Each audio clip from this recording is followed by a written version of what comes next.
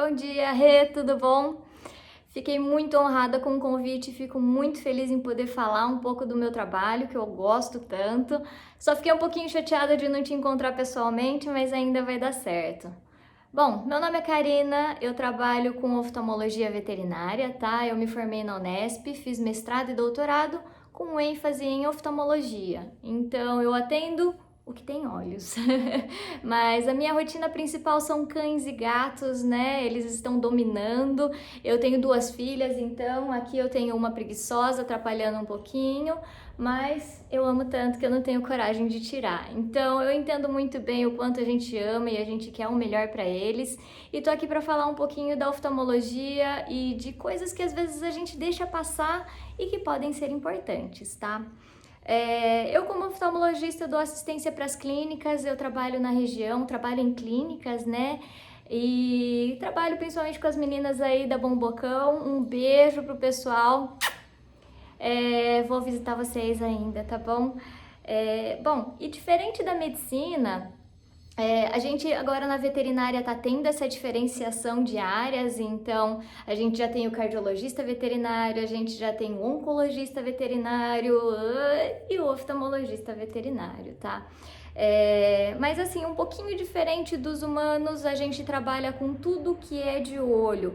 Então, imprimi algumas coisinhas aqui. Esse é o esquema de um olho, tá? Então, essa é a parte que fica exposta, essa é a esclera, que é a parte branquinha. Temos a lente, a parte colorida do olho, a câmara vítrea, a retina e o nervo óptico. Então, quando a gente vai atrás de um oftalmologista, geralmente a gente vai atrás de um específico. Então, tem o oftalmologista que mexe com lentes de contato, tem um oftalmologista que mexe apenas com retina. Então, a gente na veterinária, a gente ainda engatinha e, para minha felicidade, que eu gosto muito de mexer com tudo, a gente mexe com tudo. Então, a gente mexe desde a parte ambulatorial, exames, desde córnea até retina e também cirurgias. Bom, é uma parte importante, tem muita gente que fala que, nossa, olho é tão diferente, é tão a parte de tudo, é tão nada a ver, mas não, o olho tem muito a ver com o animalzinho e muitas das vezes eu chego por conta de um olho vermelho e acabo chegando ao diagnóstico de outros probleminhas mais importantes, como uma doença do carrapato, até tumores, né? Mas então é uma área assim que é muito importante e a gente trabalha integrado com o pessoal da clínica geral. Então é sempre legal estar trabalhando junto, né? Então isso que eu gosto muito de trabalhar com o pessoal da Bombocão, que a gente sempre tá, olha, o que que você acha? O que que você viu? Eu posso entrar com tal antibiótico? Você acha melhor tal? Então os olhos estão no corpo e tudo que o corpo passa, os olhos podem ter uma repercussão, tá? Então isso é muito importante. Bom, vamos falar um pouquinho de exame, tá? Então, quando eu chego para avaliar um cãozinho, nosso exame básico, tá? Que a gente faz, começando o teste de lágrima. Esse é o teste de lágrima, tá? Então, é uma fitinha de papel filtro, acho que dá pra ver, que ela é milimetrada. Eu coloco ela na conjuntiva por um minutinho e aí eu vejo quanto tem de lágrima nesse olho. Então, isso me indica muitas coisas como tá faltando lágrima, eu posso ter um olho seco, ou tem muita lágrima, será que esse olho tá incomodado por alguma coisa? O que será essa alguma coisa? Então esse é o primeiro teste que a gente faz, porque se a gente já joga uma luz ou já mexe em alguma coisa, é o suficiente para lacrimejar um pouquinho e isso pode ter uma alteração, então é a primeira coisa que a gente começa fazendo, tá?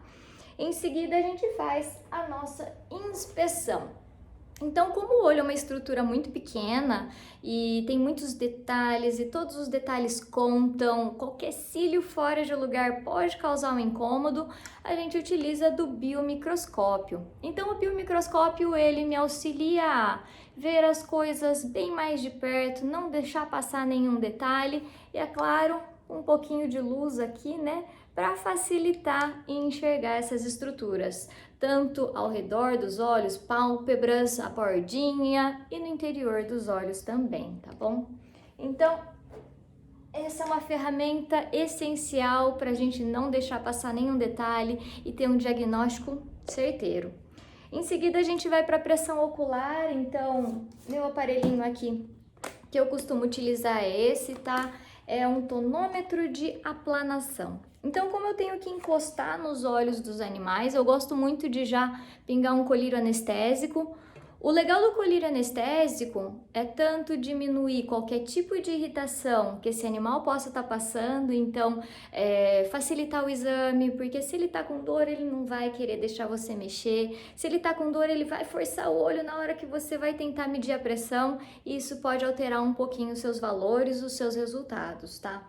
Então esse é um tonômetro de aplanação, eu dou leves toques na superfície do olho e ele me dá o valor da pressão dos olhos. Então isso é importante principalmente para pressões muito baixas, que podem ser indicativo de uma inflamação ocular, às vezes até uma perfuração ocular, ou até valores altos, como por exemplo num glaucoma.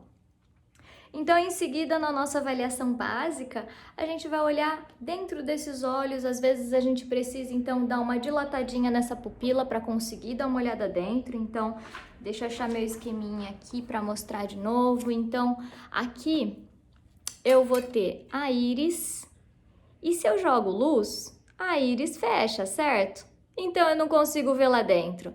Então, a gente precisa dilatar essa estruturinha aqui para conseguir olhar tudo lá dentro, tá bom? Então, depois de dilatar, a gente consegue ver a lente como um todo, se ela pode já ter indícios de um início de catarata ou alguma coisa assim. E, é claro, ver a retina. No caso da retina, esse é um oftalmoscópio, tá? Indireto no caso, então é um aparelhinho que a gente utiliza para conseguir ver tudo lá atrás desses olhos. Pronto. E com auxílio, é claro, de uma lente de aumento para conseguir realmente ver o que está acontecendo lá naquela retina, como estão os vasos, se eu posso ter um descolamento de retina, uma hemorragia e algumas vezes até inflamações nessa retina. A gente consegue avaliar tudo isso daí, tá bom? Bom, e agora, quase terminando o nosso exame básico, tá? Eu tenho os corantes. Então, como corante principal, né, a gente vai ter a fluoresceína. Eu gosto muito dela de fitinha, tá? Que facilita a aplicação, evita contaminações. Enfim, a fluoresceína, ela me ajuda no diagnóstico de machucados, de úlceras. Então, como por exemplo, aqui, eu tenho essa criancinha aqui. E quando a gente olha, o olhinho tá assim, tá esbranquiçado, mas o que será esse branquinho? E quando a gente coloca a fluoresceína, a gente vê já corando aquela lesão, a gente consegue delimitar exatamente aonde que tá, qual o tamanho e às vezes até a profundidade dessa lesão, tá? Então, essa é a fluoresceína, ela também me ajuda a ver qualidade de lágrima. Muitas vezes a gente não falta só a quantidade da lágrima, mas falta em qualidade. Quando eu falo de qualidade de lágrima, é aquela brincadeirinha boba do quem pisca primeiro. Então, se você fizer isso com seu gato ou com seu cachorro, você vai perder, tá?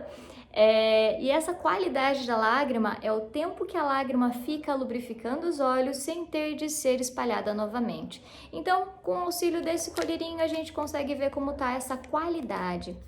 Outra coisa que a gente consegue ver é o canal nasolacrimal, se ele tá funcionando. Então, muitas das vezes a gente pega um poodlezinho todo branquinho, mas que tudo aqui é escuro, é bem manchadinho. Então, algumas vezes o canal nasolacrimal não tá funcionando. A gente faz o corante para ver se realmente tá funcionando ou não. Muitas das vezes a gente faz o corante e ele fica tudo pelo rosto. E o esperado disso é que a lágrima seja drenada nos cantinhos e vá pelo nariz. Então, o que a gente espera é ver esse corantezinho saindo pelo nariz. Outro corante que nem sempre a gente utiliza, mas são importantes, né? Nós temos a rosa bengala e a lissamina verde, tá? Os dois são utilizados para ver pontos de ressecamento ou mesmo de atrito da superfície da córnea. Então, por exemplo, eu tenho um pelinho ali que está sempre roçando naquele lugar. Quando eu faço esses corantes, eles tendem a aderir naquela região e a gente sabe que está tendo um atrito. Outras coisas que são interessantes, por exemplo, na rosa bengala, ela é muito boa para gatos, que a gente tem ideia do quanto pode ter alguma conjuntivite viral, uma ceratite viral. Ela também auxilia a gente nesses diagnósticos. Bom, então esse é o exame básico que a gente faz normalmente em rotina. Mas é claro que existem outros exames e só para comentar, para vocês terem ideia do que a gente faz também, tá? Eu tenho aqui, não ficou muito bom porque nem sempre fica bom, né? Um ultrassom impresso. Mas enfim, esses são ultrassons de 2 olhos. Esse é um olho normalzinho, tá bom? Então o que a gente espera ver é um olhinho bonitinho. Aqui ele me deu 19 de diâmetro, 19 milímetros, tá? Região retrobulbar bonitinha, tudo certinho. E aqui um alterado, só para vocês terem ideia do que algumas vezes a gente encontra. Então aqui eu tenho meu olho bem delimitadinho. A parte da frente, vamos colocar esse aqui do lado para vocês entenderem. É isso aqui que eu tô enxergando, tá? Então, a parte da frente aqui, eu costumo ver parte da íris. A córnea nem sempre a gente vê, porque depende do método que é feito esse exame. Mas o interessante desse ultrassom é, a lente caiu aqui atrás, tá bom? Então, a lentezinha que deveria estar lá em cima, veio para trás. Então, o ultrassom é muito legal para a gente ter ideia de tamanho de olho, se pode ter um tumor dentro desse olho, descolamentos de retina, a região atrás do olho, algumas vezes pode ter algumas alterações, como inflamações, cistos, abscessos. Então, também é uma ferramenta diagnóstica muito legal. E o outro, eu resolvi colocar esse porque eu fiz ontem e eu achei muito legal, enfim. Esse é um pacientezinho feito eletroretinografia. A eletroretinografia é assim como um eletro do coração, só que é do olho. Então, o que a gente faz? A gente joga a luz e capta os estímulos que acontecem naquele olho. Então, o que a gente espera? Ondinhas, tá? Então, esses dois aqui são do mesmo paciente, um de cada olho, tá? Isso aqui é o que a gente espera. A gente espera jogar luz e o olho responder, eu vi essa luz. Mas o outro olho dessa criancinha, eu não tive resposta nenhuma. Então, algumas vezes, por mais que a gente pegue esse aparelhinho aqui, olha a retina, ela tá bonitinha, tá lá, tá inteira, nem sempre isso me fala da sua função. Então, o que eu costumo falar para todo mundo? Eu tô lá olhando o rádio, eu vejo o rádio, mas eu não tô escutando o rádio. Então, pra gente ter ideia realmente de função da retina, seria a eletroretinografia, assim como esse examezinho aqui, tá bom? Então, esses são os exames principais, tá? E falando um pouquinho mais de o que é que acontece mais pra gente, eu vou começar falando um pouco de emergências. Eu acho que algumas coisas às vezes a gente vê, mas a gente não tem noção se a gente tem que levar na hora ou se dá pra esperar um pouco ou não. Então, começando por uma coisa bem... É claro que é uma emergência, é quando o olho sai para fora, tá? Então, isso daqui é muito comum em brigas entre os animais. Esses animais que têm o olho muito para fora, é fácil do olho acabar saindo ali. Já ouvi falar até de pug tomando banho e durante o banho o olho acabar saindo para fora. Então, são olhos muito expostos e que têm uma facilidade maior em acabar saindo ali para fora, tá bom? Então, esse é um exemplozinho só para vocês não ficarem chateados. Esse olho foi colocado para dentro e essa criancinha enxerga até hoje, tá bom? Mas é uma emergência, isso tem que ser levado logo, porque senão incha, a gente pode começar a ter machucados nesses olhos e com isso intercorrências que podem comprometer a visão, tá? Outra coisa que é importante, então, que eu já mostrei dessa criancinha, a úlcera corneal, tá bom? A úlcera corneal, então, é considerada uma emergência porque dói bastante. Então, assim como um cisco já dá uma incomodadinha no olho, um machucado incomoda bastante. A gente considera isso como uma emergência pelo desconforto e do que isso pode chegar a acontecer, até onde isso pode evoluir. Então, eu tenho aqui o outro exemplo, esse é o Nick, tá? O Nick chegou pra mim, não vai... Opa, tá ao contrário. Não tá ao contrário não, tá certo? O Nick chegou pra mim desse jeitinho, tá? A foto não ficou muito boa porque impresso é complicado, mas depois eu dou um jeitinho de mandar pra vocês verem melhor. Esse olhinho do Nick, ele vazava constantemente. Então, quanto a sinal clínico, ele tinha mais um olhinho molhadinho, um pouquinho de desconforto de vez em quando, mas era um olho que estava sempre vazando. Então, o que eu fiz aqui nessa criança? Eu peguei um pedacinho da própria córnea e coloquei em cima desse machucadinho para estancar esse vazamento, tá bom? Então, só para vocês terem ideia aqui, esse foi o pós-operatório de 1 semana e esse daqui de, acho que 4 semanas. Eu não cheguei a tirar foto depois, mas essa criancinha tá ótima, brincando, feliz e contente. E para vocês terem ideia também, aqui tá o fiozinho que a gente costuma utilizar. Então, eu acho legal mostrar essas coisas porque tem gente que fala, isso não é um fio, isso é um cabelo. E sim, esses são os fiozinhos que a gente costuma utilizar nessas cirurgias. Vamos ver se vai dar para eu mostrar alguma coisa. Deixa eu tentar pegar ele. Bom, aqui tá meu fiozinho, vamos colocar aqui. Então é um fiozinho muito fininho que a gente utiliza para suturar esse tipo de afecção, esses probleminhas, suturar córnea, tá? E para você ter como ideia, esse é o fio que geralmente a gente utiliza em pele. Então dá para ver bem aqui, né? Ele tá bonitão. E esse tiquitinho aqui é o que geralmente a gente utiliza para suturar uma córnea, tá bom? Então para vocês terem ideia de delicadeza, por que a gente precisa aumentar tanto as coisas para conseguir enxergar, manipular e realmente também entrar para uma cirurgia. Bom, que mais? Eu tenho também principais afecções de cães e gatos. Eu acho que é uma variedade muito grande de afecções, então eu vou falar mais pela região, tá bom? Então, na nossa região é muito comum as conjuntivites alérgicas. Como tem muita poeira e agora no inverno o tempo tá muito seco, é fácil de qualquer coisinha entrar nesses olhos e acabar causando irritações e alergias. Então, o que a gente costuma ver nesses casos? Secreção, algumas vezes um olho mais molhadinho, um olho mais vermelho, às vezes até animais que tentam coçar. Alguns casos um pouco mais graves podem chegar pra gente como um machucado e que na verdade essa criança acabou coçando porque o olho estava incomodado. Então, cachorro não entende, nem gato, o que dói, o que coça, o que arde. Eles só entendem que tem alguma coisa incomodando e eles vão tentar tirar dali o que está incomodando. E isso acaba virando machucado, acaba virando essas úlceras e vem pra gente. Então, muitas das vezes o importante não é só fechar o machucado, mas também chegar à causa e com isso evitar novos machucados, tá bom? Outra coisa, uveites. A uveíte, ela é inflamação da úvea, da parte colorida do olho, tá? E essas inflamações, elas geralmente estão associadas com problemas sistêmicos, então eu diria que isso é muito importante, porque pode ter alguma coisinha mais importante acontecendo do que só a inflamação desse olho.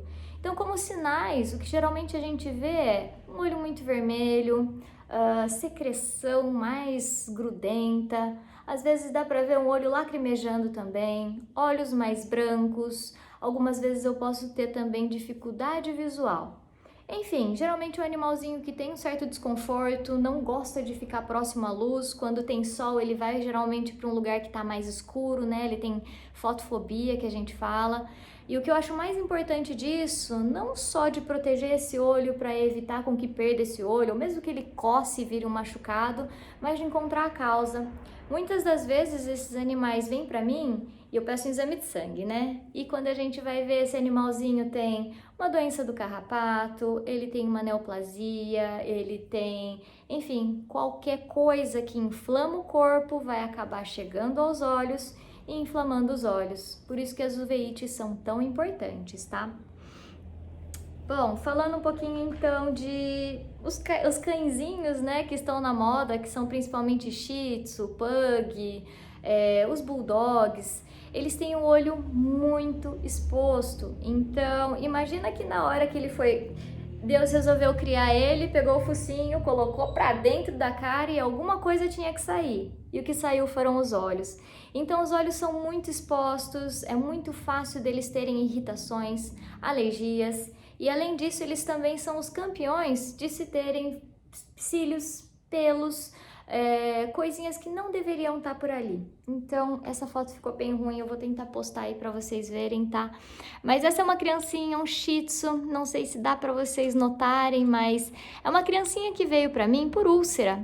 Então, dá pra aqui ver a úlcerazinha dessa criança e aqui vários pelinhos.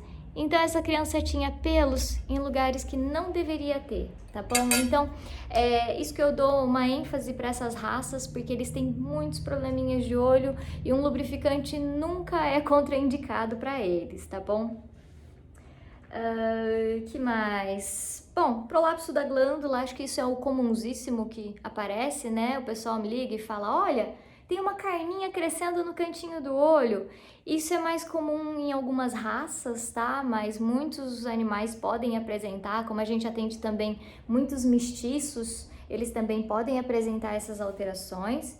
Então, essa daqui é o famoso olho de cereja, tá? Em que a glândulazinha da terceira pálpebra, ela sai.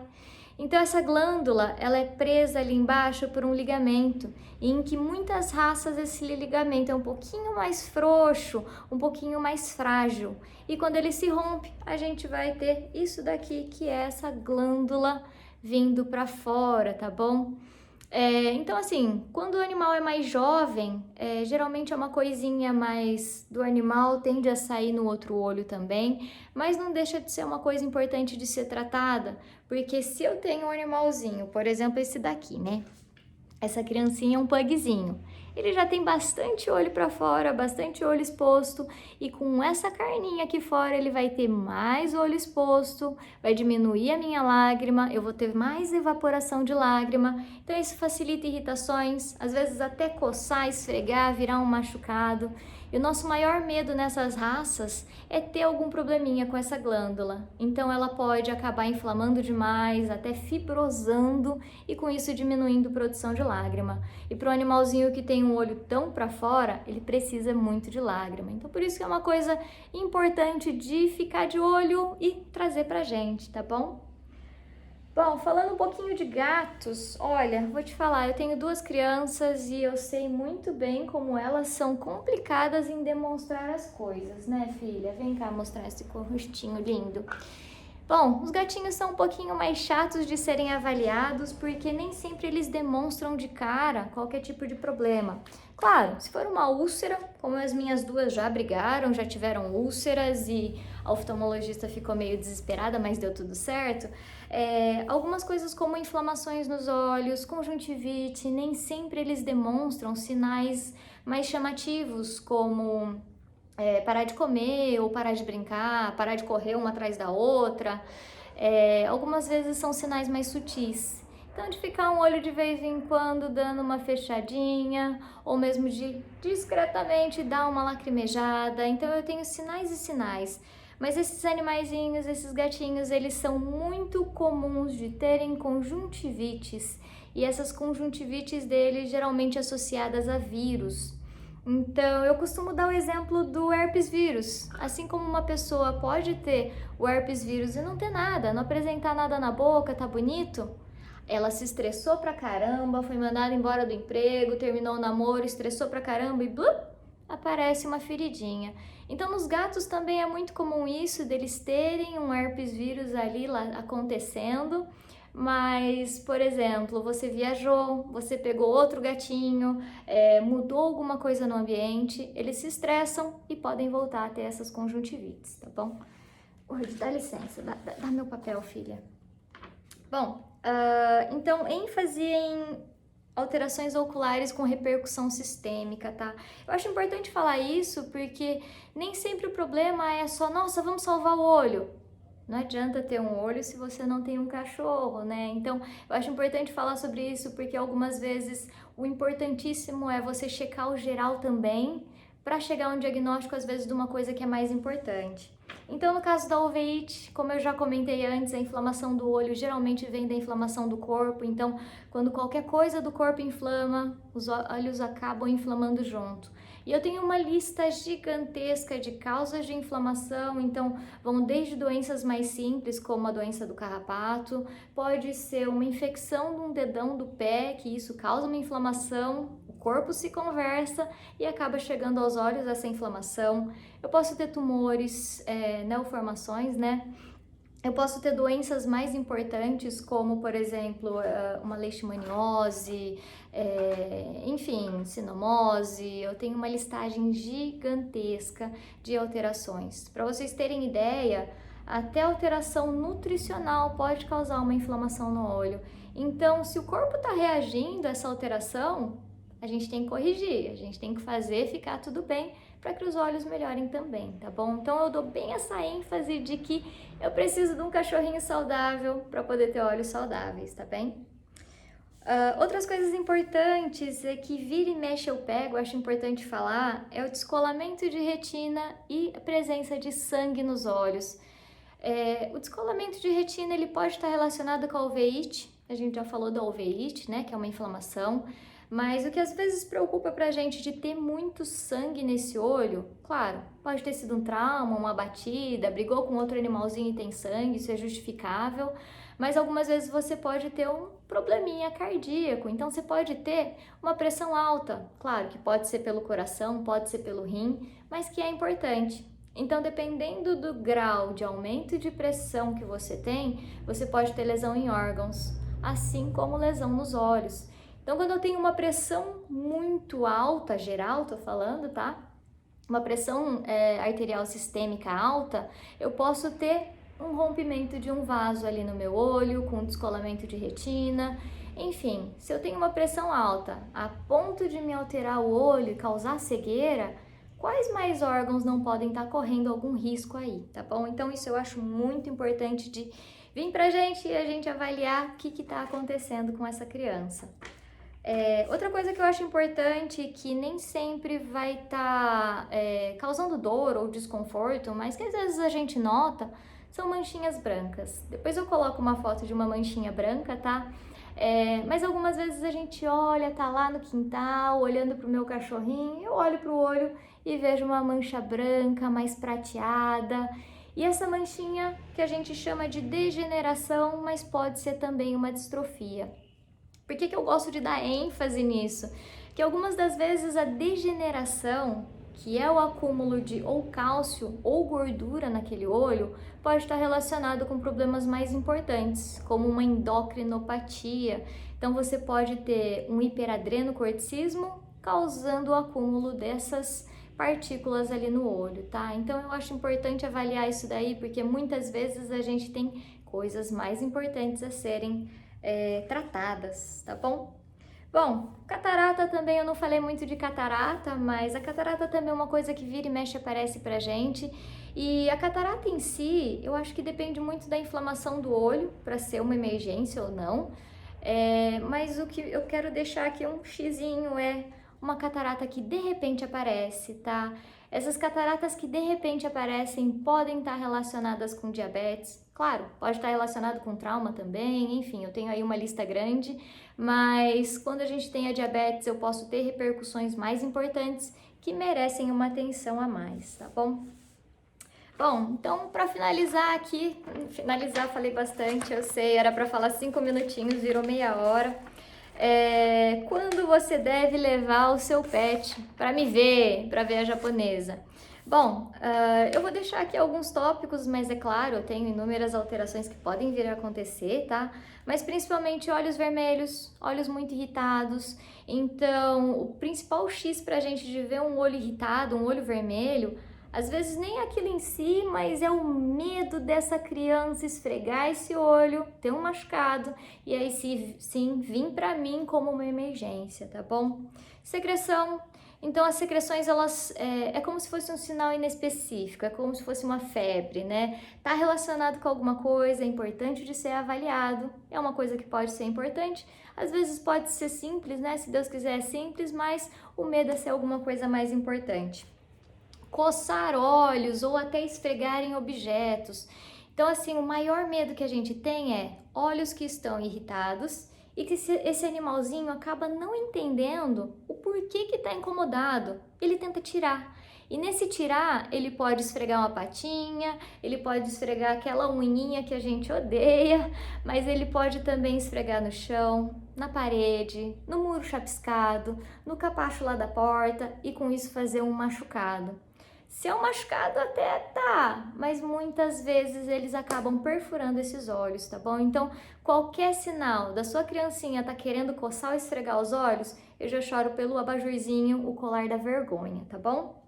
Bom, dificuldade visual, então é importante, claro, a gente como oftalmologista, a gente preza não só o bem-estar, de estar se sentindo bem, de não ter desconforto, mas de ter um olho que é visual. Então, qualquer percepção de dificuldade visual, de se perder um pouquinho, é claro, principalmente em lugares que ele não conhece. Se eu te vendar e eu colocar ali bem fechadinho uma venda nos seus olhos e falar, me dá um copo, mas eu quero um copo de plástico. Eu tenho certeza que você vai conseguir me trazer esse copo. Então, da mesma forma que a gente se adapta à nossa casa, eles também se adaptam. Então, é principalmente em lugares que eles não estão habituados a irem, a passear, e com isso vocês podem notar uma dificuldade visual, às vezes de ir para os lugares e só cheirando, cheirando, cheirando, sempre de cabeça baixa. Então, tenta notar diferença de claro, escuro, lugares diferentes, se tá indo de cabecinha erguida, olhando para as coisas, ou se tá indo pelo olfato mesmo, tá bom? E as opacidades. Então, qualquer olho opaco pode estar relacionado com ou a degeneração, né? Pode ser alguma doença sistêmica, pode ser também a uveíte. Então, qualquer tipo de opacidade é importante de se avaliar, não só por estar relacionado com alguma coisa mais importante, mas por isso também poder causar alguma dificuldade visual, tá bom? Bom, falei demais, eu espero ter elucidado dúvidas que vocês poderiam ter, mas eu fico à disposição, que vocês tiverem de dúvida, quiserem perguntar alguma coisinha a mais, enfim. Rê, muito obrigada pelo convite, foi um prazer, o que precisar tô aqui, tá? E, bom, gente, não tenho como não falar, usem máscaras e se cuidem.